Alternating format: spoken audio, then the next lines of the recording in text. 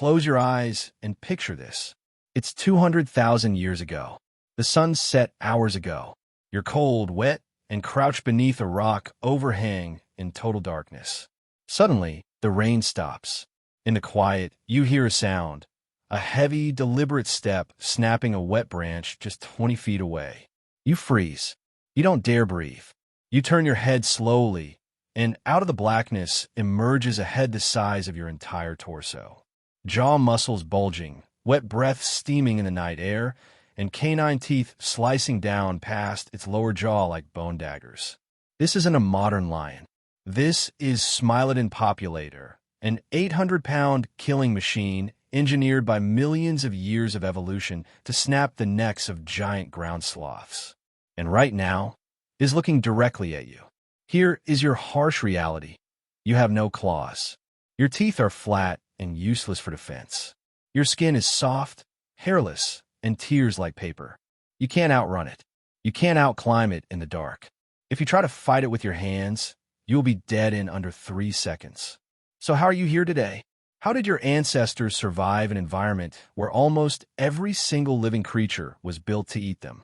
To understand human survival, we first have to talk about the sheer scale of the monsters we shared the planet with. For millions of years, early hominids weren't the dominant hunters of Earth. We were prey. In North America, early humans shared territory with Arcticus emus, the short-faced bear. Standing 12 feet tall on its hind legs, this behemoth weighed over a ton. Unlike modern grizzly bears that spend their days eating berries, roots, and salmon, the short-faced bear was a hypercarnivore. It ate pure meat. Its long, slender legs allowed it to sprint at 40 miles per hour. If a short-faced bear spotted you across an open plain, running was just a formality. In South America, our ancestors dealt with the forest racity, better known as terror birds. 10 feet tall, flightless, and running at 35 miles per hour, these birds possessed heavy, hook-shaped beaks driven by neck muscles strong enough to hammer straight through a mammalian skull in a single strike. Over in Europe and Asia, humans faced cave hyenas. Double the size of modern spotted hyenas, these pack hunters had a jaw bite force exceeding 1,100 pounds per square inch. They didn't just eat flesh. They crushed whole thigh bones to swallow the marrow inside. And worst of all, they hunted in coordinated packs of 30, operating almost entirely in total darkness. Every continent was a customized nightmare. From giant scimitar cats with serrated teeth to giant monitor lizards 20 feet long in Australia, nature had perfected the art of the killer. Now look at us. Compared to any predator on Earth, the human body is a complete biological disaster. Let's do the math. Chimpanzees, our closest living evolutionary relatives, are roughly 3 to 4 times stronger than a fully grown adult human male.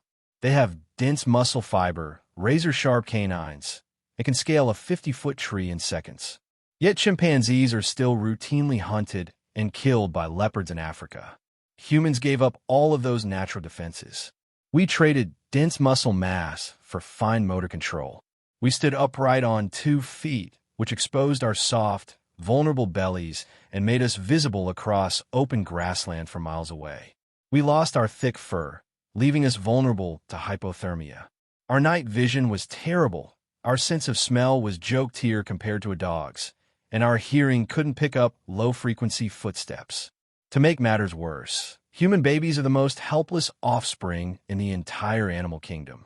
A wildebeest calf can stand up and run 20 minutes after being born.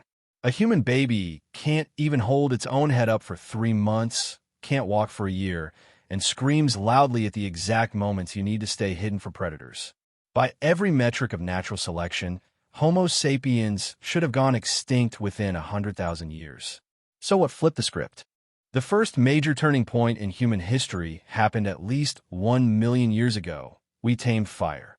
In Wonderwork Cave in South Africa, archaeologists discovered thick layers of ash, burned bone fragments, and organized hearths dating back over 1 million years. Fire did something revolutionary. A campfire creates a 30-foot radius of bright light and intense heat. to a wild predator whose instincts are hardwired to fear bushfires. That glowing circle represents an impassable wall. Even today, apex predators like lions and hyenas will actively avoid campfires. For the first time in millions of years, humans could sleep through the night without being dragged into the dark. But fire did more than just protect us. It gave us time. Before fire, when the sun went down, your day was over. You hid in a dark cave or tree and stayed silent until morning. With fire, humans gained 4 extra hours of activity every single night. We used those extra hours to sharpen stones, share information, design tools, and talk. And then came cooking. Raw meat takes massive energy for a stomach to digest. Cooking meat breaks down proteins and neutralizes bacteria before it enters your mouth. This freed up huge amounts of metabolic energy. Over generations, our digestive tract shrank, and that extra energy was funneled directly into growing our most expensive organ, a massive, calorie-hungry brain.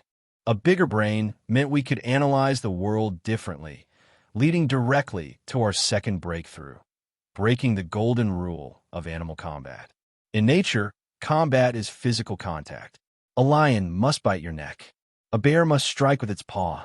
A snake must inject its fangs. To kill an enemy, a predator has to risk getting hurt itself. Humans changed the math entirely when we invented ranged weaponry. Around 400,000 years ago, hominids crafted the Schöningen spears, 6-foot-long wooden throwing spears, aerodynamically balanced like modern Olympic javelins. Think about what this meant. A human didn't need to get close to a 600-pound saber-toothed cat. A group of 5 humans could stand 30 feet away, outside the cat's strike range, and launch heavy, sharp projectiles at high velocity. We didn't just match animal power, we bypassed it entirely. We became the only predator on Earth that could inflict fatal damage while remaining completely out of reach. Combine ranged weapons with persistence hunting, our unique ability to sweat and run long distances for hours without overheating, and suddenly, the prey became the ultimate pursuer. We could track an animal across hot plains for 6 hours straight until it literally collapsed from heat stroke, allowing us to walk up safely and deliver the final blow. Yet, weapons and fire still weren't our greatest advantage. The true secret to our survival was something far more subtle: how we treated each other. In 2001, archaeologists in Manasai, Georgia, unearthed a 1.8-million-year-old fossil of an elderly human ancestor. Analysis of the skull revealed something shocking. The individual had lost all of their teeth years before they died. In the wild, a lion or bear that loses its teeth dies of starvation within weeks. It can't hunt, and it can't chew. Yet this early human lived for years without a single tooth. How? Because their group took care of them. Other members of the tribe chewed food for them, cooked soft mash, and protected them from predators when they were too weak to run. In Schöningen cave in Iraq, researchers found a Neanderthal skeleton from 60,000 years ago. He had a healed crush injury to his skull that likely rendered him blind in one eye, a withered arm, and severe arthritis. Yet he lived to be 40 years old, an impressive age for the Pleistocene. He couldn't hunt, but his community kept him fed and safe for decades. This is the compassion paradox. In a brutal world ruled by survival of the fittest, humans survive by protecting the unfit. Where animals fought alone or in rigid instinctive packs, humans built emotional social networks. An injured hunter wasn't discarded. They were nursed back to health, preserving their hard-won knowledge and wisdom for the next generation. Around 50,000 years ago, Homo sapiens began migrating out of Africa into Europe, Asia, the Americas, and Australia. And everywhere we stepped, the ancient world changed forever. Within a few thousand years of human arrival in each new region, the megafauna began to vanish.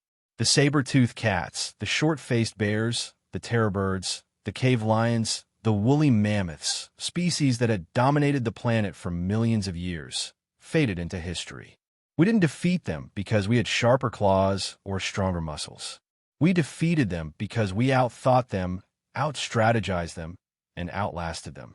Evolution gave every predator a specialized physical weapon: speed, camouflage, venom, or brute force. But evolution gave humans adaptability. When we couldn't see in the dark, we made fire.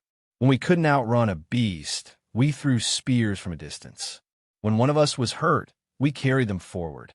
For 2 million years, we were the terrified apes hiding in the shadows of giants. But by learning to work together, the most vulnerable creature on Earth became the nightmare of every monster that ever tried to hunt it.